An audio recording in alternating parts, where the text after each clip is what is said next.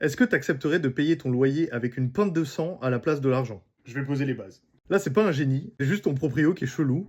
Et au moment de signer le bail, il te dit, écoute, je veux pas de ton argent. Ça m'intéresse pas. Je suis un vampire qui survit depuis le 14e siècle et ça fait longtemps que je me nourris plus d'humains vivants. Par contre, pour survivre, j'ai besoin d'une pinte de sang par mois.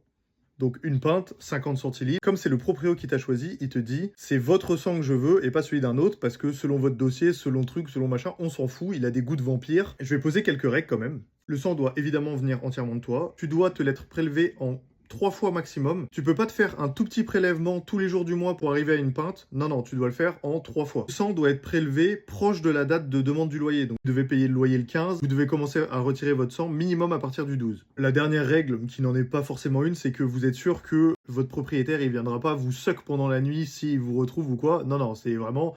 C'est un appartement on ne peut plus normal. C'est juste qu'à la fin, tu payes pas en argent.